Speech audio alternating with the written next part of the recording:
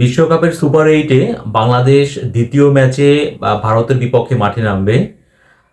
এক সময় ছিল ভারত পাকিস্তান ম্যাচ অনেক বেশি উত্তেজনা ছড়াতো, কিন্তু বর্তমান সময়ে কিন্তু বাংলাদেশ এবং ভারত এই দুই দল যখন মুখোমুখি হয় তখন আমার কাছে মনে হয় যে সবচেয়ে বেশি উত্তেজনাপূর্ণ ম্যাচ হয় হচ্ছে বাংলাদেশ এবং ভারতের মধ্যকার ম্যাচ। এবং অবশ্যই শক্তির বিচারে ভারত অনেক বেশি শক্তিশালী দল, এগিয়ে থাকবে।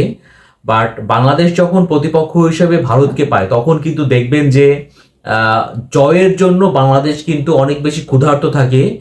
এবং মাঠে বাংলাদেশ দলের খেলোয়াড়দের যে শরীরের যে ভাষাটা আর কি, বডি ল্যাঙ্গুয়েজ যাকে বলে আর কি, একটা অন্যরকম কিন্তু আক্রমণাত্মক একটা কিন্তু মনোভাব থাকে। এবং বলতে পারি যে ভারত এবং বাংলাদেশ ম্যাচ মানে বাংলাদেশের জন্য মর্যাদা লড়াই, এরকমটা কিন্তু আমরা এখন বলতে পারি। সো বাংলাদেশ কিন্তু কোনোভাবেই ভারতকে কিন্তু এখন ছেড়ে দেয় না।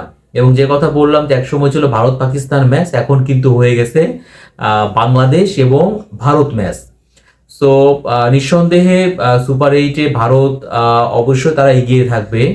এবং তারা কিন্তু আফগানিস্তানের সঙ্গে জয় দিয়ে সুপার 8 পর্ব শুরু করেছে। আর বাংলাদেশ প্রথম যে ম্যাচটা খেলেছে সেখানে কিন্তু বাংলাদেশ দল অস্ট্রেলিয়ার কাছে হেরেছে। সো যদি আমি শক্তির বিচার করতে যাই তাহলে পরে অবশ্যই ভারতকে এগিয়ে রাখতেই হবে। বাট তারপরেও বলবো যে এখানে কিন্তু দেখেন, আমি যে কথা বললাম যে বাংলাদেশ যখন প্রতিপক্ষ হিসেবে ভারতকে পায় তখন কিন্তু জয়ের জন্য অনেক বেশি ক্ষুধার্ত থাকে। এবং ভারত বাংলাদেশ ম্যাচ কিন্তু অনেক বেশি জমজমাট এখন হয়ে থাকে। বাট আমরা কিন্তু অতীতেও দেখেছি, আমরা 2015 বিশ্বকাপেও আমরা দেখেছি যে সবসময় কিন্তু বা কেন জানি বাংলাদেশের সঙ্গে যখন ভারত ম্যাচ খেলে তখন তারা কিন্তু আম্পায়ারের সহায়তা নেয়।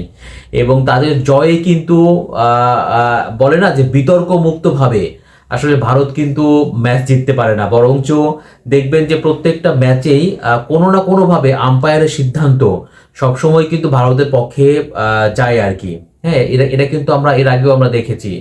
সো আমরা দেখলাম যে সুপার 8-এ যখন ভারত এবং বাংলাদেশ মুখোমুখি হবে তার আগেও কিন্তু আমরা দেখেছি যে যেখানে খেলা হবে সেই স্টেডিয়ামের যে উইকেট, আমাদের যে প্রধান কোচ আছেন হাতুরু সিংহে বা নাজমুল হোসেন শান্ত ক্যাপ্টেন আছেন, তারা কিন্তু উইকেটটা দেখতে পাননি। অথচ আমরা দেখতে পেলাম যে রোহিত শর্মা, বিরাট কোহলি তারা কিন্তু সেন্টার উইকেটে গিয়ে প্র্যাকটিস করছেন, তারা কিন্তু প্র্যাকটিস করার সুযোগ পেয়েছেন। তার মানে আইসিসি কিন্তু ভারতকে বাড়তি সুবিধা সবসময় দিয়ে থাকে যখন তারা বাংলাদেশের বিপক্ষে ম্যাচ খেলবে। এবং আমরা কিন্তু এবারও দেখলাম, আমি কিন্তু বলেছি কাগজে কলমে অবশ্যই ভারত শক্তিশালী একটা দল, কিন্তু তারা বাংলাদেশের মুখোমুখি যখন হয়, বাংলাদেশের বিপক্ষে যখন ম্যাচ খেলে তখন সবসময় তারা কেন জানি, মানে প্রথমত আইসিসি তো তাদেরই, ভারতেরই আইসিসি, এবং পাশাপাশি তারা কিন্তু তাদের দ্বাদশ খেলোয়াড় হিসেবে কিন্তু আম্পায়ারও খেলে থাকেন আর কি। হ্যাঁ, সো এইটাই কিন্তু আমার জন্য খুব বড় একটা ভয়ের একটা কারণ যে এই সুপার 8-এ বাংলাদেশের সামনেও সেমিফাইনাল খেলার সুযোগ আছে। একটা ম্যাচ হারছে মানে যে বাংলাদেশ এই রেস থেকে বাদ পড়েছে এরকমটা কিন্তু না। যদি ভারতের সঙ্গে বাংলাদেশ ম্যাচটা জেতে এবং এরপরে আফগানিস্তানের বিপক্ষে ম্যাচ খেলবে, সো আফগানিস্তানের তো বাংলাদেশের জন্য সহজ প্রতিপক্ষ বলে বিবেচিত হচ্ছে। এই ম্যাচটা কিন্তু বাংলাদেশের জন্য অনেক বেশি গুরুত্বপূর্ণ। আবার ভারত একটা জয় দিয়ে সুপার 8 শুরু করেছে, বা তাদের জন্যও কিন্তু পরের দুইটা ম্যাচ অনেক বেশি গুরুত্বপূর্ণ, বাংলাদেশ এবং অস্ট্রেলিয়ার বিপক্ষে ম্যাচ।